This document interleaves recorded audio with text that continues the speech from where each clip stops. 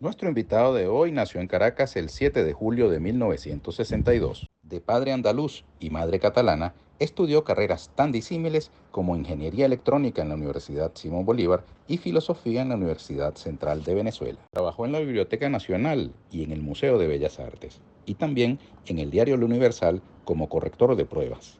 Su pasión por la fotografía lo llevó a recorrer hermosos lugares de Venezuela, hasta que el 11 de abril del año 2002, hace ya 20 años, una bala por la espalda ató su vida a una silla de ruedas, tras quitarle 83% de su movilidad. Sus fotografías de aquel día en el centro de Caracas, así como otras anteriores y posteriores a esa fecha, forman parte de la muestra colectiva Tierra, País, Casa, Cuerpo, que este año lleva a Venezuela a la Bienal de Arte de Venecia, el evento de artes visuales más importante del mundo. Jorge Luis Recio París. Bienvenido, Jorge. ¿Cómo estás? ¿Qué tal, Ernesto? Gusto verte. Es un placer conversar contigo, hermano. Aunque la razón sea recordar lo que ocurrió aquí en Venezuela, muy cerca de donde yo estoy, hace exactamente 20 años, el 11 de abril del año 2002. ¿Cómo te sientes a 20 años? Bueno, estas fechas siempre producen como sentimientos contradictorios, ¿no? Encontrados, como dicen. Este, le recuerdan a uno la indignación por aquellos hechos del 11 de abril y también le recuerdan aquel gran entusiasmo después del 13 de abril, después de revertir la situación. Una cosa inédita, ¿no? Yo no conozco otro caso en el planeta donde eso haya ocurrido, donde se le haya dado la vuelta a un golpe de Estado de esa manera, de la manera que se le dio el 13 de abril. Mira, Eh, Jorge, pero en tu caso particular, tú recibiste el impacto de bala el mismo 11, aquí sí, cerca, muy próximo al Liceo Fermín Toro, ¿verdad? en la Avenida Baral, En la Avenida Baral. Ok. sí, a una o dos cuadras de Puente Llaguno. Y tú has dicho públicamente que la bala provino de la Policía Metropolitana. Bueno, la Policía Metropolitana estaba disparando desde el sur de la Avenida Baral. Y yo en el momento de recibir el disparo estoy corriendo hacia el norte y el disparo lo recibo por la espalda. Es que o fueron ellos o fueron los francotiradores que pusieron en los edificios los bandidos esos de aquel día. Ahora, ese día, a esa hora en que eso ocurre, ¿qué pasaba por la mente de Jorge Recio? Eran las 4:00 y pico de la tarde, si no recuerdo mal, cuando ocurrió eso. Quizá un poco más temprano, más tarde, no estoy seguro.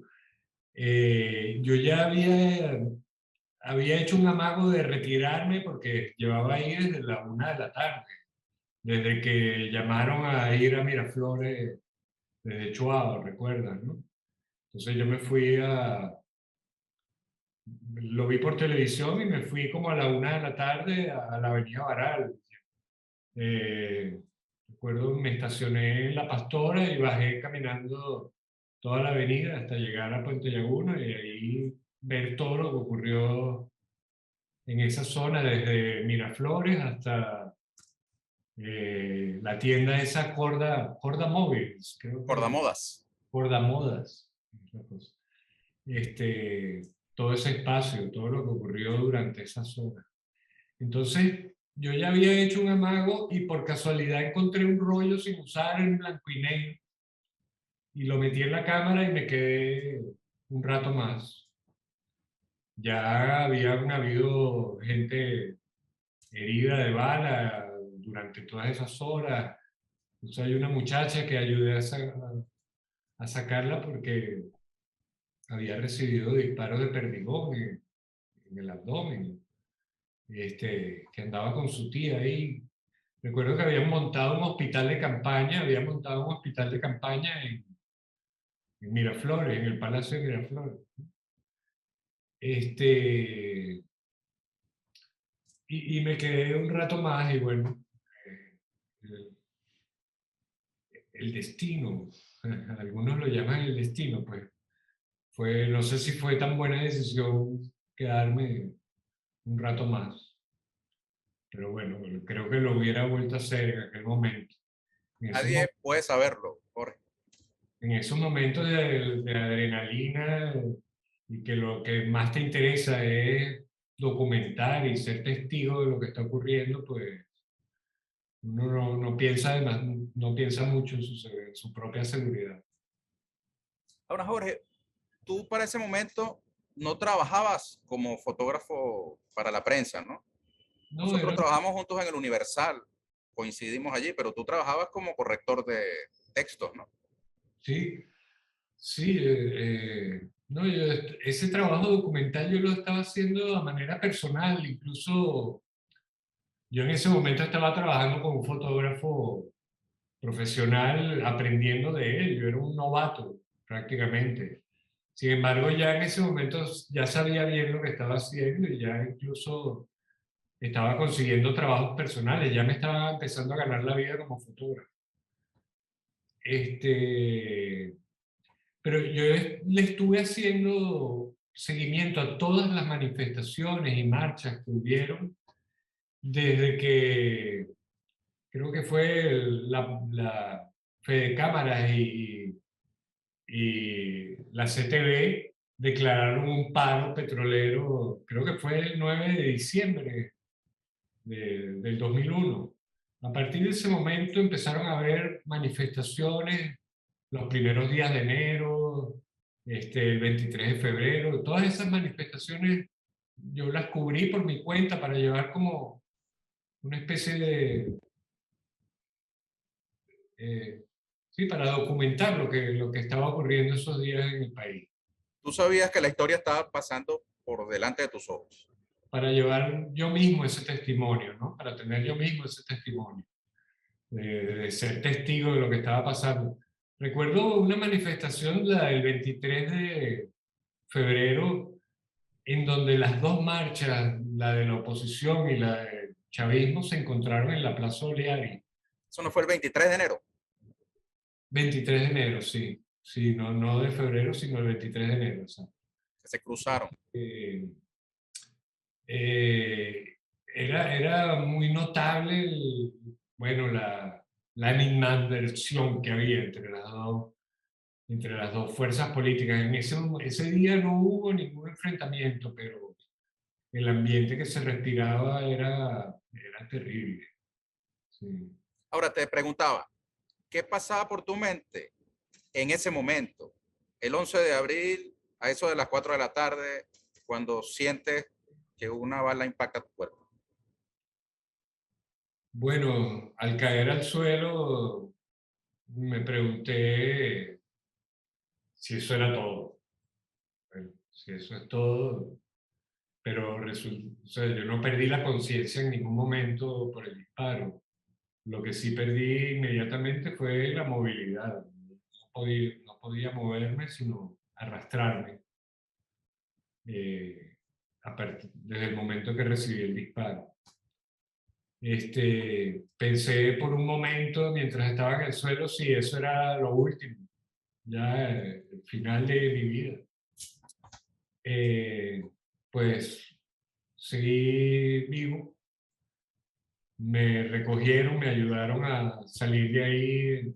Hay imágenes que están recogidas en varios documentales donde me arrastran, me cogen de la ropa y de los brazos y de las piernas y me llevan hacia el mismo hospital de campaña al que yo había llevado a una muchacha horas antes, ¿no?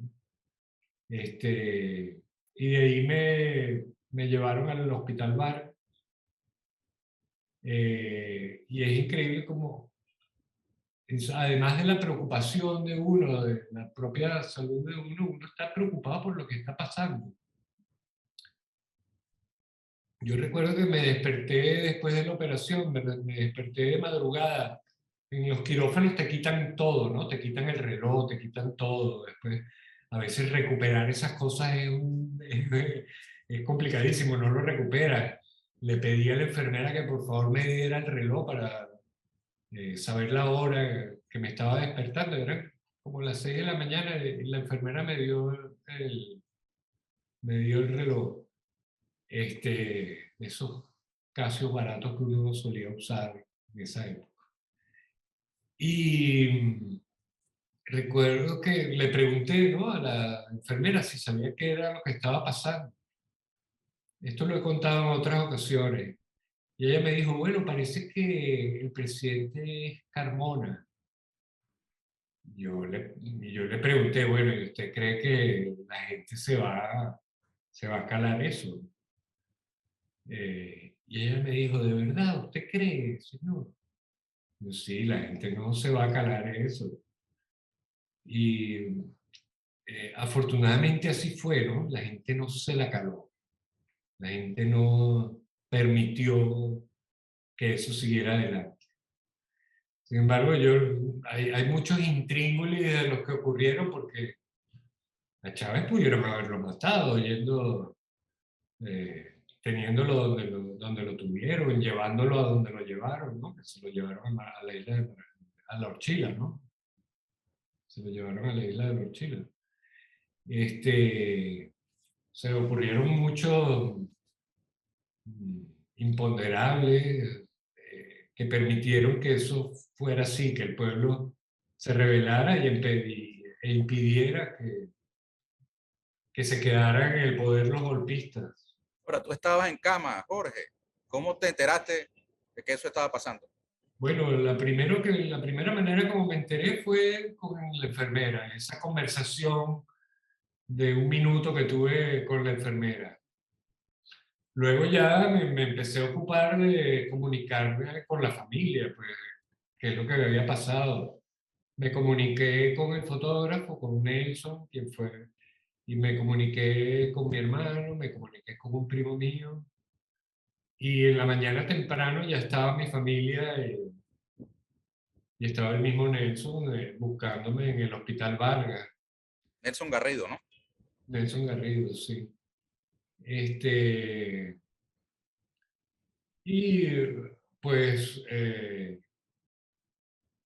me llevaron a la clínica Santa Sofía y ahí estuve creo que 2 semanas. Entonces ahí me enteraba a través de la televisión que encendían en la clínica, pero también me enteraba de, eh,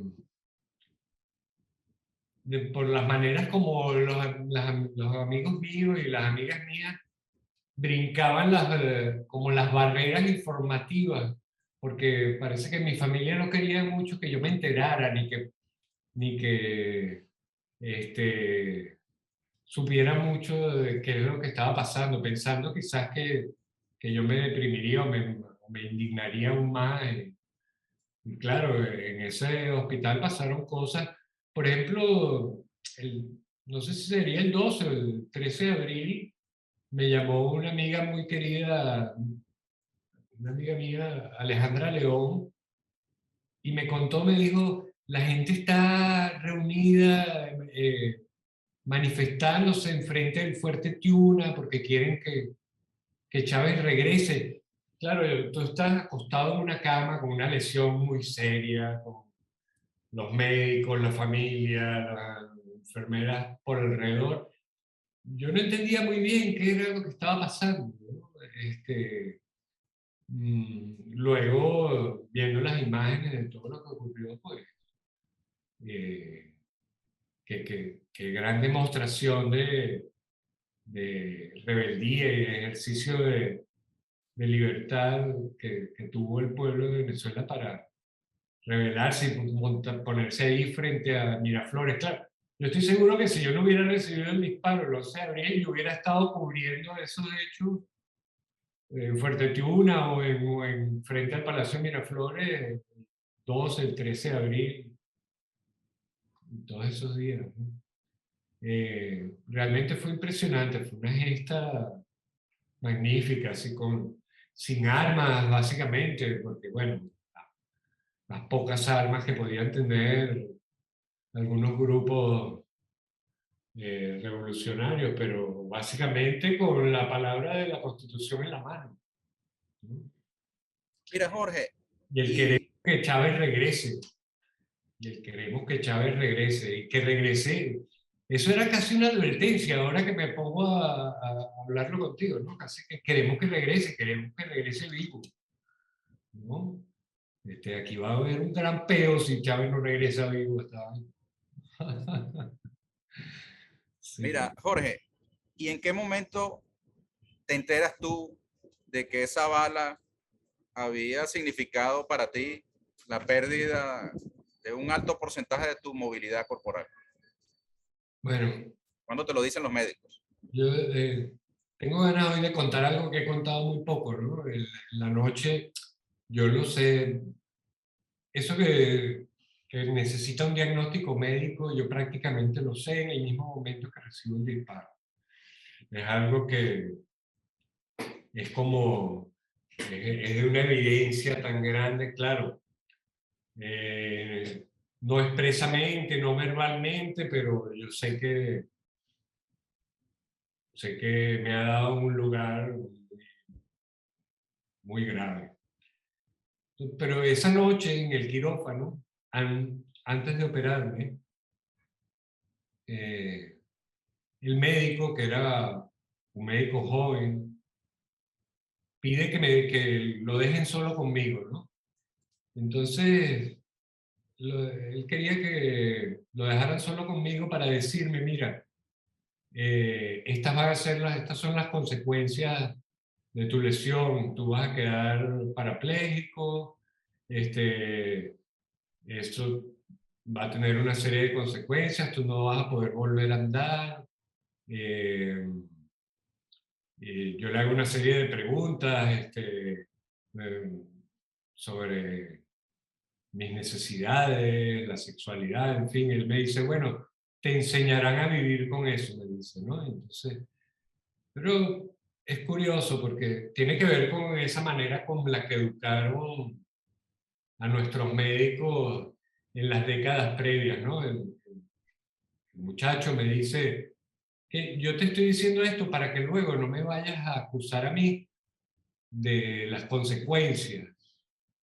Y a mí no me había pasado por la cabeza en lo más mínimo que responsabilizarlo a él de nada. Yo le digo, yo recuerdo que le respondí, ¿tú me disparaste? Me dice, no. Bueno, pues haz tu mejor trabajo y más nada. Responsable de esto, ¿quién me disparó? Eh, Eso fue nunca olvidaré esa.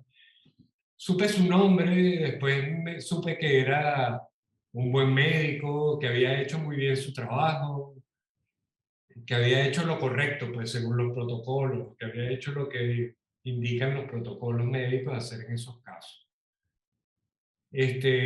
Pero me llamó mucho, me marcó bastante esa breve conversación con el cirujano en ese momento. Y él es el que te dice, después de la operación, que era el 83% de la movilidad lo que había perdido.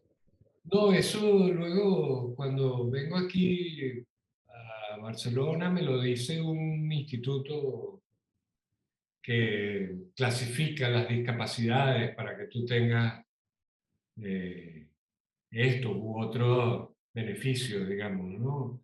Entonces es un instituto que te evalúa, un instituto de salud de aquí de Barcelona, que te evalúa y te dice, bueno, esta persona tiene tanto por ciento de discapacidad, lo cual implica que necesita, yo por ejemplo decían que necesitaba un acompañante para ir en metro, que necesitaba un acompañante para montarme en un autobús, que necesitaba un acompañante para todo, para la vida en general. Bueno, yo no necesité acompañante por muchos años, por muchos años. Siempre una ayuda es muy buena porque, por supuesto, por ejemplo, mantener una casa en una silla de ruedas es una tarea realmente como, como la montaña de Sísifo, ¿no? Es una cosa realmente difícil y complicada. Mira, ¿y Pero por qué, Jorge, te fuiste a Barcelona, España? ¿Y cuándo lo hiciste? siempre les comenté a ustedes en otra ocasión que lo hice por varias razones. Una de ellas, y quizás la más importante, era, fue alejarme de las miradas de tristeza de mi familia, de los amigos, eh, de alejarme de esa depresión tremenda que yo le estaba causando a la gente cercana a mí. Hubo otras razones como saber que en Barcelona se estaban llevando las investigaciones más avanzadas en el planeta. eh, Saber que Barcelona era plana, saber que tenía una amiga muy querida aquí en Barcelona que me iba a ayudar mucho, y de hecho así fue, este, Marisela Montenegro. En Barcelona hay facilidades, digamos, del mobiliario urbano para las personas que usan sillas de ruedas, que tienen discapacidades, ¿no? Una ciudad Sí, amigable para sí. ellos. eh, Aparte de que hay un movimiento vecinal muy fuerte que pelea por ese tipo de cosas mucho. Hay una gran tradición de tratamiento de estas lesiones y de estas discapacidades desde los años 40 del siglo pasado. Pero la orografía también ayuda mucho, y Barcelona es muy plana, ¿no? Mientras que Caracas, bueno, es una ciudad de valles y colinas, es un valle, pero yo la conozco muy bien en ruedas porque yo iba mucho en bicicleta por Caracas. Yo iba al Museo de Bellas Artes en bicicleta, la recorría constantemente. Digo, la conocía de palmo a palmo, pues, en bicicleta, Caracas. Mira, Jorge, tenemos que hacer una pausa. Al regreso, vamos a recorrer 20 años y a posarnos en el presente. Pero no quisiera hacer ese salto todavía sin preguntarte, y no sé si es una cosa hasta cruel, pero ¿qué es lo que más extrañas de Venezuela? Oye, vale, la gente.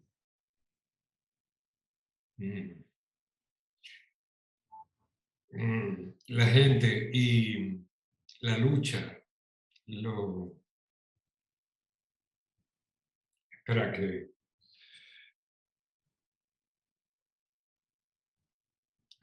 yo me conmuevo al recordar estas cosas. Este, los últimos años he extrañado mucho estar en Venezuela, eh, para luchar junto a la gente por todas las dificultades por las que han pasado estos últimos años. Eh, si no me he ido es porque no he querido ser, mm, además de todas las dificultades, un peso agregado en Caracas a otras personas, a la lucha cotidiana y a la lucha diaria que tienen que llevar, ¿no? Yo aquí en Barcelona pues he logrado valerme por mí mismo, en prácticamente todas las cosas, ¿no? Pero realmente tampoco es que haga una vida muy emocionante, ¿no? Mi ámbito vital son, en los últimos años, las 4 o 6 cuadras que rodean a mi casa y que tienen un supermercado, que tienen una farmacia y tienen una panadería. Y el resto de mi vida de aventuras es virtual. Bueno, de eso, Jorge, quiero que hablemos al regreso de la pausa, porque además estamos haciendo cosas para sacarte de ese perímetro de 4 cuadras. De esas 6 cuadras. 6 cuadras. Vamos a la pausa y venimos enseguida con Jorge Luis Recio París.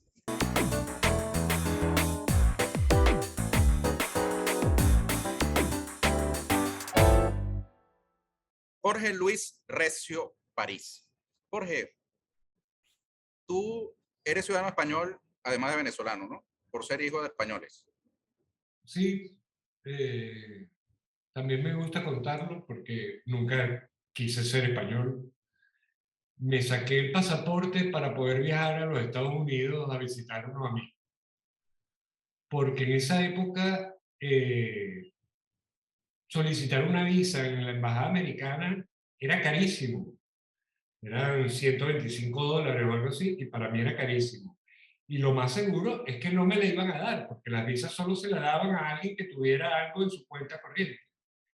Y yo no tenía nada en la cuenta corriente, así que no me la iban a dar.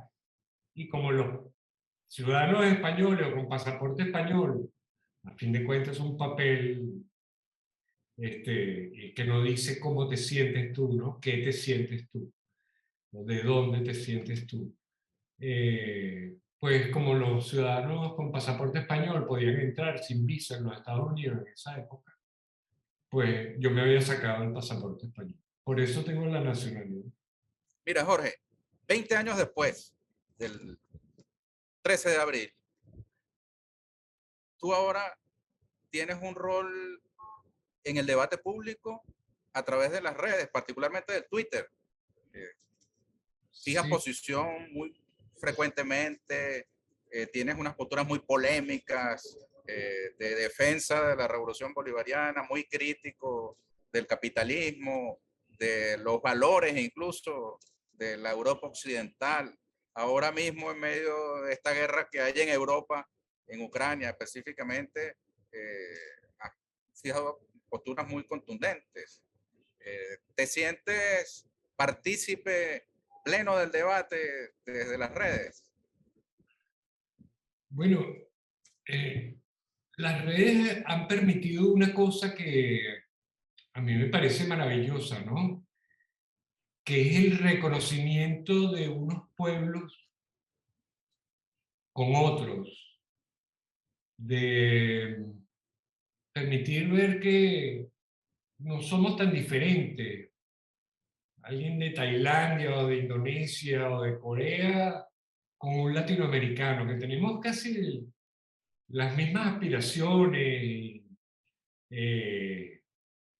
nos pueden divertir cosas similares, esto a pesar de todo el conflicto que también se generan esas mismas redes, ¿no? Porque la gente parece volverse más intolerante a las opiniones distintas y a tratar de argumentarlas, ¿no? O se sienten más libres de decir en las redes aquello que no dirían ni siquiera en un bar o en una taberna o en la calle misma, ¿no? Se sienten más respaldados por esa especie de anonimato.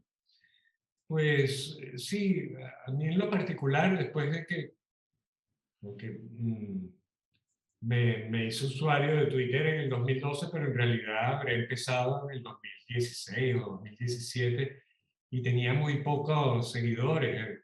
De eso influye mucho quién sabe que tú estás publicando lo que piensas, diciendo lo que dices, ¿no? Incluso hubo momentos en que tuve que pedirle a amigas mías, ya me decían, oye, mira, retuiteame esto para que se vea, ¿vale? Hasta que al final ya no lo necesité. Mira, Jorge Recio y la fotografía. Ha sido una pasión tuya muy temprana. Y No, esa misma pasión más bien tardía, más bien tardía. tardía. Ah, caramba. Pero tienes una producción, digamos, muy anterior a las fotografías periodísticas de Abril, ¿no? Bueno, no, lo que pasa es que estudiando filosofía me fui por el área de la estética, entonces me acerqué a lo que son las artes plásticas y las artes visuales. Mi tesis de grado trata sobre eso. Experimenté con el dibujo. Siempre le contaba a la viceministra que mi referencia en ese sentido es Van Gogh, que comenzó a los 31 años a pintar y a dibujar. O sea, no fue una vocación que De desarrollé niño, pues. de joven, pues yo lo mismo. Yo comencé, pasados los 30 años, a interesarme por las artes visuales y terminé en la fotografía. Y ya te digo, era en 96, 97. Yo comencé agarrando una cámara muy mala y sin saber lo que hacía, y ya en el 2002 ya sabía bien lo que estaba haciendo, pero era un novato. Estaba recién llegado al asunto. Tenía 39 años, no era ningún muchacho. Ahora, ¿cómo te sientes, Jorge, con el hecho de que tu obra fotográfica va a formar parte de la muestra que Venezuela lleva a la Bienal de Venecia? Bueno, muy halagado. Suelo ser muy autocrítico, casi que patológicamente autocrítico, tú lo sabes, ¿no? Este, Aunque me gusta mi trabajo, no puedo negarlo, me gusta lo poco que creo que he hecho. Este, Creo que eh, no tengo un trabajo desarrollado tan desarrollado como otras personas. En estos días viendo la exposición de Félix Gerardi, por ejemplo, que el señor es un maestro, el pana Félix, pero es que Félix sí tiene 50 años, casi que estoy seguro que desde adolescente le agarró una camarita. De muchacho le agarró una cámara y él sabe lo que está haciendo con una cámara desde adolescente. El trabajo de las reflexiones del señor del Charco es impresionante, ¿no? Los Este, fractales. Me siento muy halagado, muy comprometido y eh, me gusta mucho que se entienda mi trabajo, lo poco que puedo mostrar. Porque Eh, fíjate, en tu caso, la perspectiva fotográfica necesariamente cambió. No es lo mismo estar en la calle, encaramarte, lanzarte para un lugar y hacer una foto, que hacer la fotografía desde la silla de ruedas. Y ese trayecto profesional va a quedar en evidencia en la muestra, ¿no? bueno, cambia radicalmente. El fotógrafo, hay muchos que han hecho esta analogía del fotógrafo con el cazador.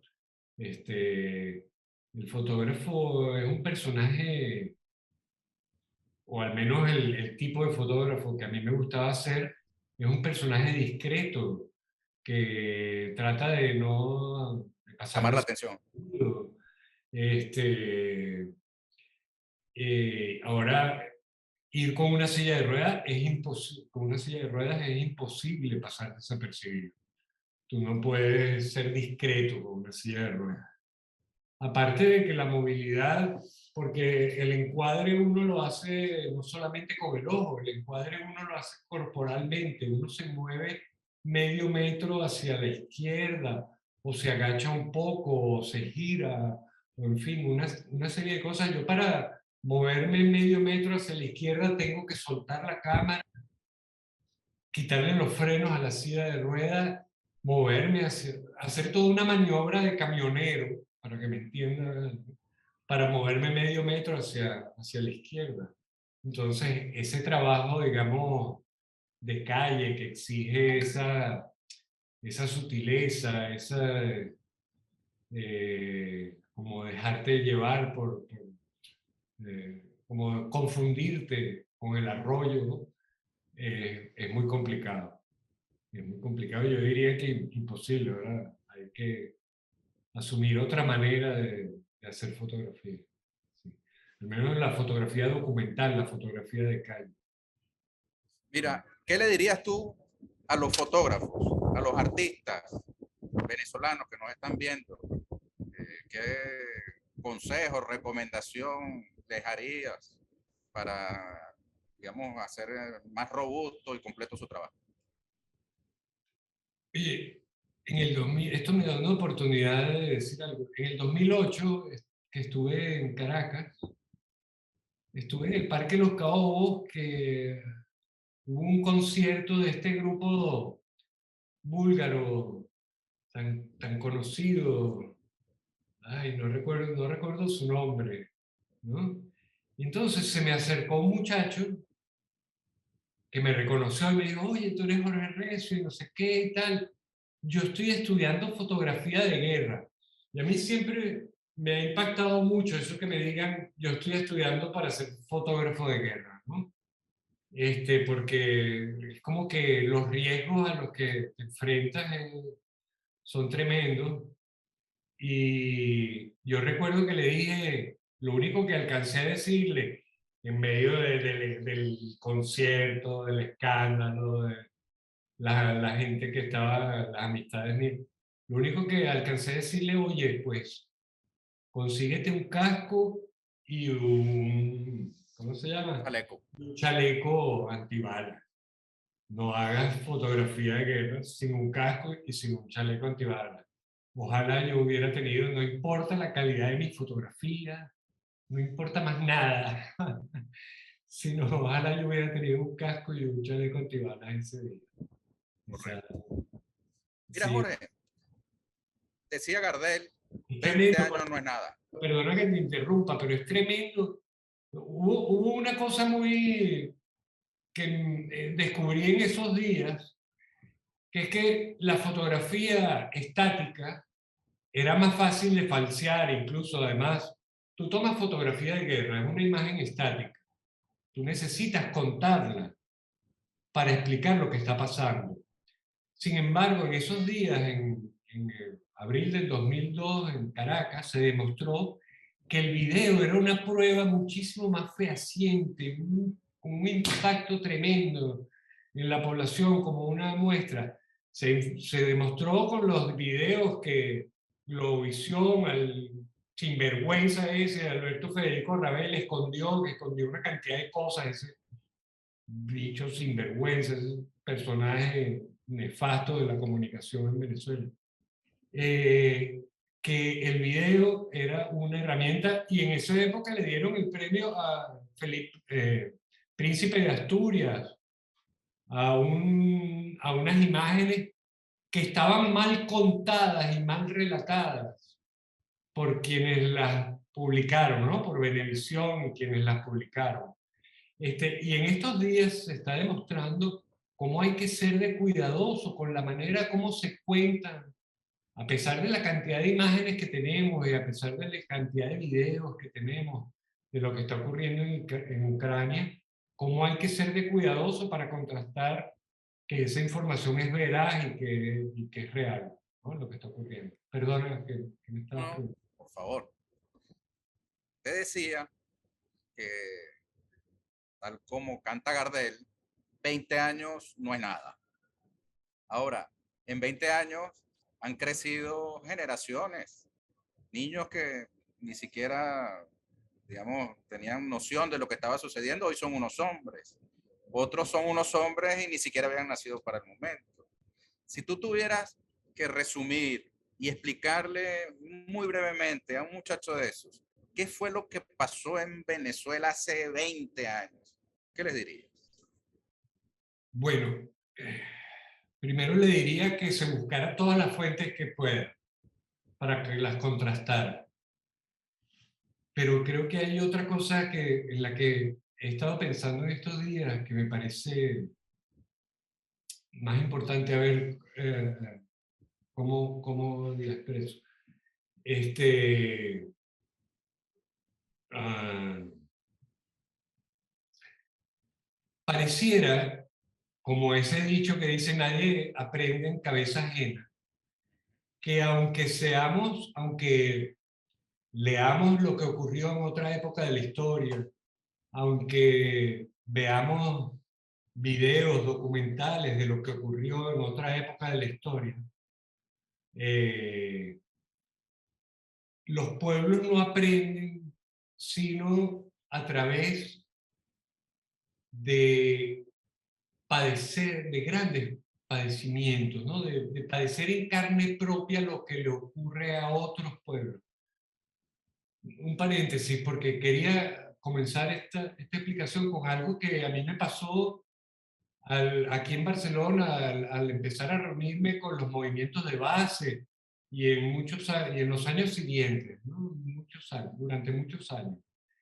Que es que me decían que ellos sentían una sana envidia por la conciencia política que mostraba el pueblo de Venezuela.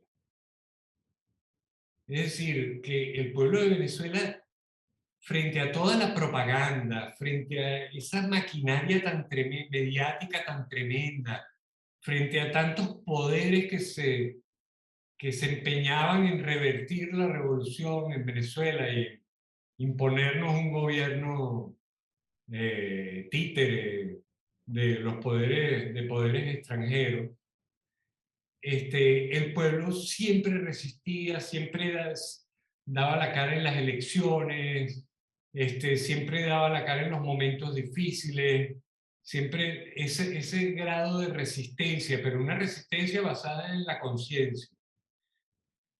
Bueno, yo creo que la conciencia de lo que ocurre, y para eso, y eso no es fácil, es la única manera para que los pueblos aprendan sin pasar por los grados de sufrimiento a los que te expone el capitalismo para que tú llegues a tener conciencia porque lo sufriste en carne propia, pues. O sea, es que parece como muy cruel históricamente que uno tenga que pasar por los bloqueos económicos, por las carencias alimenticias, por la carencia en material médico, medicina, todo tipo de vicisitudes para que tú adquieras luego una conciencia. Es como que, bueno, la vida cómoda es la vida con demasiado confort pareciera una cosa que atenta contra esa conciencia, que va contra esa conciencia. Eres mucho más fácil de malear y de manipular a través de de esa propaganda y de ese mm, mensaje, discurso único de los medios de comunicación, si sientes que tu vida confortable corre peligro, ¿no? Mire, la vida confortable de los europeos está corriendo peligro precisamente por la guerra en Ucrania y las consecuencias que ha tenido con el suministro de gas ruso, el encarecimiento de cosas. Hemos visto imágenes allá de lo que antes se hacía burla respecto de lo que aquí ocurría, ¿no? Exacto, sí, pareciera algún tipo de karma o no diría de justicia poética, porque uno no quiere que a los pueblos les pase eso. Pero claro, es que si tú llevas promoviendo las dificultades más allá de los mares, ¿no? Más allá de tus fronteras, y estás promoviendo todo tipo de desestabilización, es realmente ¿en qué momento creíste que esa desestabilización y esas dificultades y esas vicisitudes no iban a llegar, no iban a tocar a tu puerta? Sin embargo, claro, ahora están explotando ese miedo del europeo de perder esa calidad de vida tranquila, sin riesgo a grandes conflictos y a grandes, bueno, este conflicto amenaza con tener unas dimensiones tremendas y las más grandes guerras se han dado en este continente precisamente. Las más terribles, las más terribles guerras han ocurrido en este continente. Eso debería hacernos reflexionar. Yo la verdad es que no me explico, Ernesto, cómo ese movimiento contra la guerra no están, pero masivamente, yendo contra la guerra, indistintamente de quien la haya provocado, porque es que, claro, para ti y para mí resulta evidente que la OTAN ha provocado este conflicto, pero en estos días el mismo presidente del gobierno español afirmaba en el Congreso de los Diputados que Putin sabía que la OTAN no representaba ninguna amenaza para Rusia. Bueno, realmente si no representaba una amenaza, están equivocados Kissinger, está equivocado el antiguo embajador norteamericano en Moscú, están equivocados tantos otros personajes que advirtieron que esto podía ocurrir. Son tantas las evidencias, han dejado tantas evidencias documentadas que va a ser muy difícil que los occidentales reivindiquen esta guerra como una defensa por la libertad y la democracia en un futuro próximo. Va a ser muy Bueno, difícil. Jorge, llegamos al final de esta entrevista. Quiero que terminemos con un mensaje tuyo para las venezolanas y venezolanos a 20 años del 11, 12 y 13 de abril.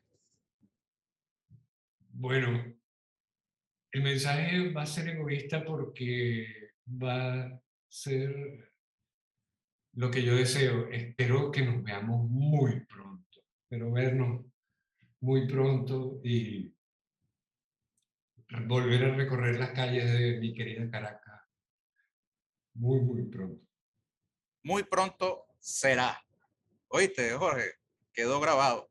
Y resistan y que sigan resistiendo y que los admiro tremendamente por ese grado de resistencia. Mira, y nosotros a ti, ¿oíste? Por esa voluntad de vida, Un fuerte abrazo. por el ejemplo. Se le quiere. Nos vemos pronto. Jorge Recio, desde Barcelona, España. Amigas y amigos, a ustedes les agradecemos mucho su sintonía y los invitamos a una nueva oportunidad aquí con Ernesto Villegas, siempre con muchísimo respeto por usted. Chao.